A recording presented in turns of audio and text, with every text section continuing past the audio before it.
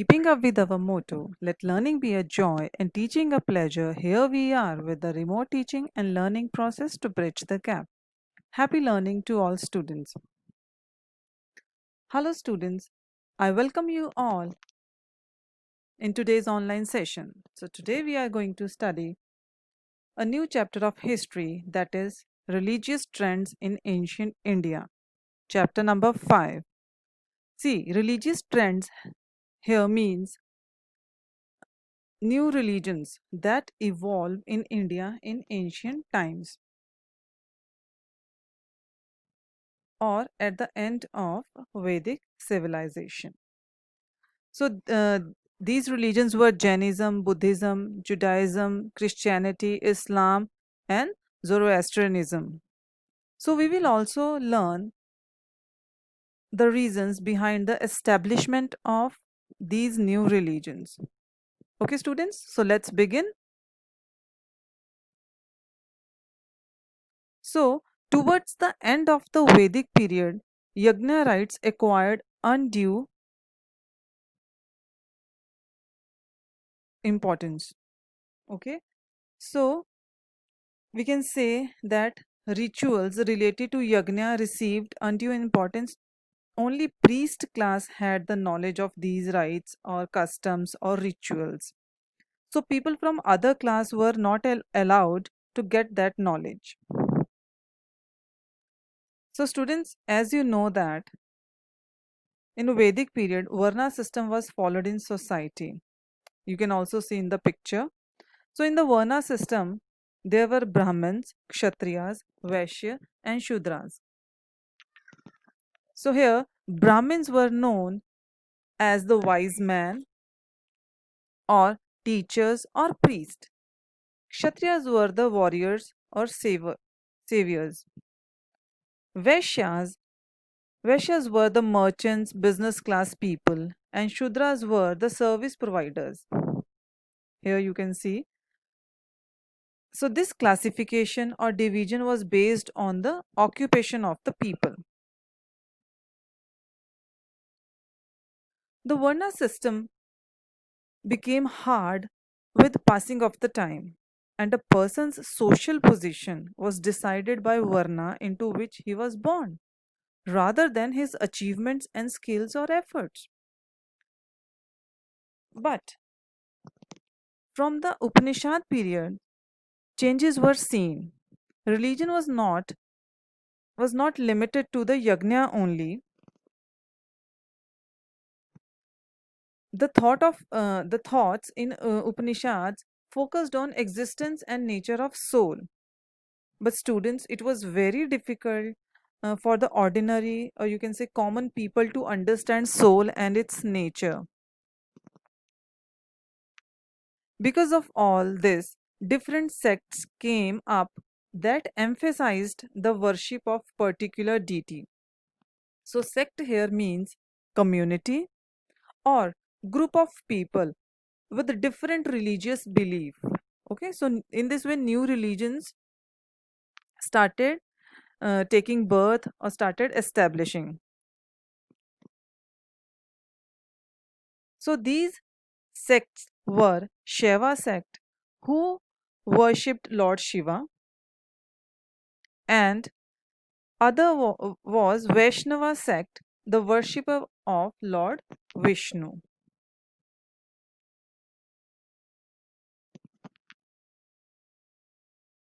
Around 6th century BCE, attempts were made to express religious thoughts in such a way that common people would understand.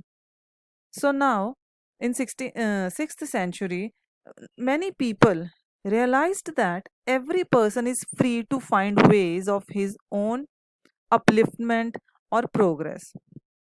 So because of this led to the establishment of new religions.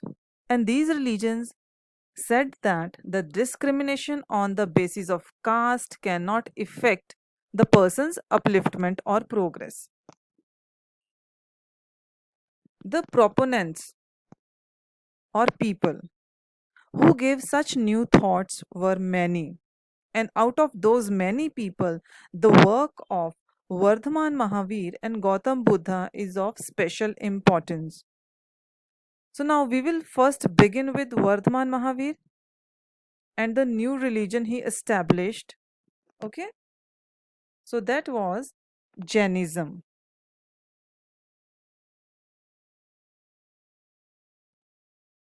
one of the ancient religions in India. So, students, Jainism is one of the ancient religions in India. This religion gives importance to the principle of non violence. According to the Jain tradition, a person who reveals or give religious knowledge is known as Tirthankar. There have been 24 Tirthankars in all in Jain religion. Vardhaman Mahavir is the 24th Tirthankar in the Jain religious tradition. So let's learn about Vardhaman Mahavir's life. So Vardhaman Mahavir uh, was there from 599 BCE to 527 BCE.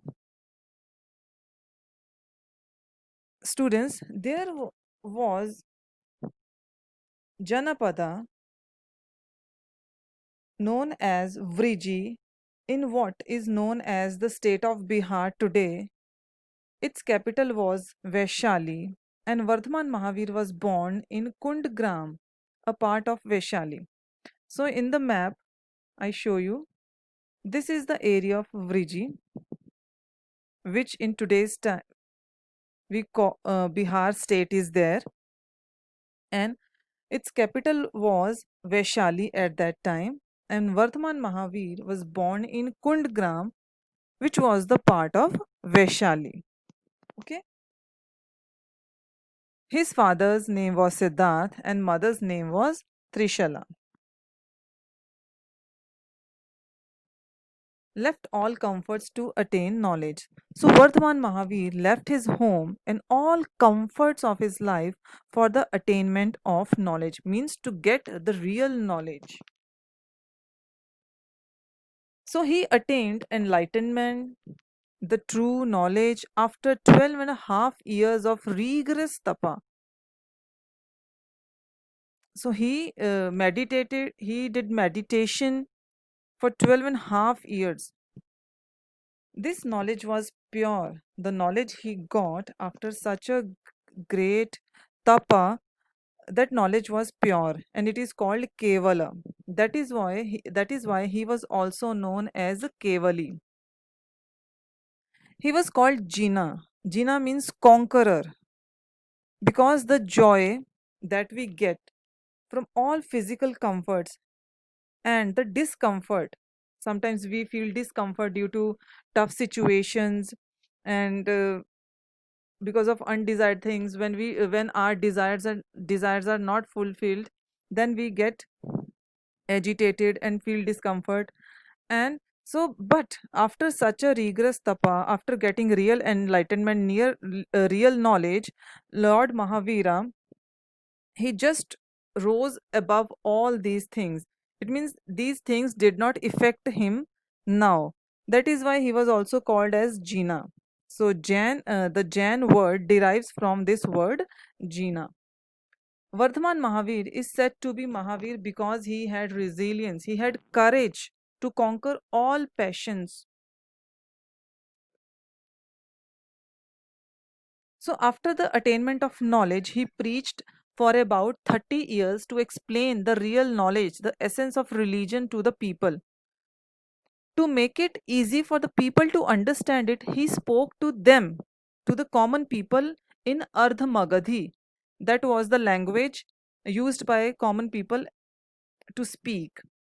The religion that he explained was laid stress on good conduct, that we should always follow good conduct. The essence of his teachings for good conduct is contained in five great vows, which are known as Panch Mahavratas, and three jewels, three Ratnas. The assembly. The assembly held by the Tirthankars to preach to people was known as Samavasaran in Ardhamagati. Okay, Samavasaran was based on equality. It means it was an assembly where people from all um, Varnas, everybody was allowed to enter in these assemblies to get the knowledge. Okay, so this is the picture of one of the Samavasarans, which is in Gujarat. Okay, now let's move towards and see the Panch Mahavratas given by Lord Mahavira. The first one is Ahimsa, means non violence. It means no living being should be hurt, injured, or harmed through one's behavior. He was in the favor of that we should not even think of hurting someone.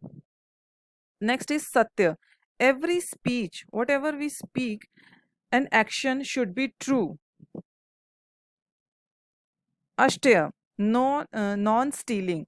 So Ashtya means theft. Taking what belongs to others without their permission, without asking them, is theft or stealing. So Ashtya means not stealing anything. Next is aparigraha, non-attachment. See, man used to, our nature is like that. We just want to collect or accumulate property and so many things. This shows the greed of human beings. So aparigraha means not hoarding, not collecting, not accumulating anything which is not required. Okay. Next is brahmacharya or chastity.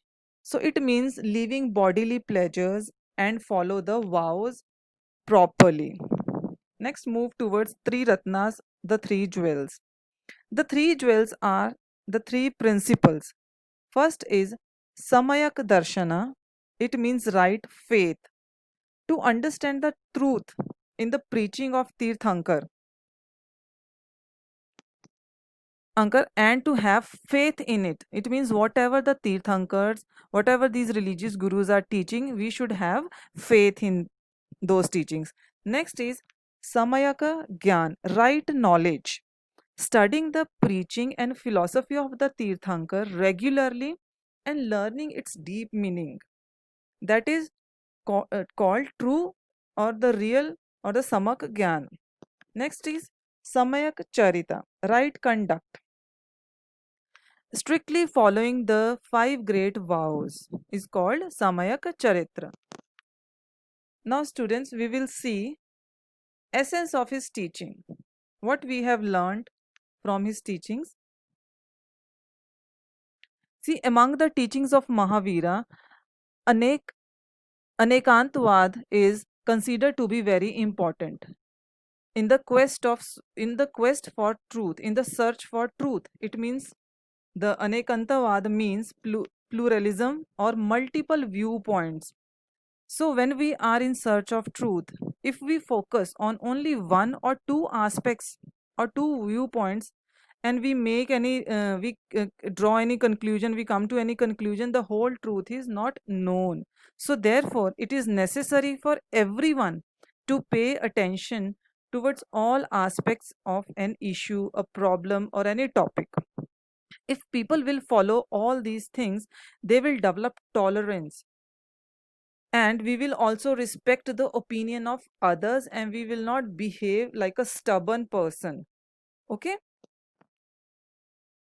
Next, Vardhaman Mahavir taught the man that the greatness of man does not depend on his varna, but on his excellent conduct. What is his behavior?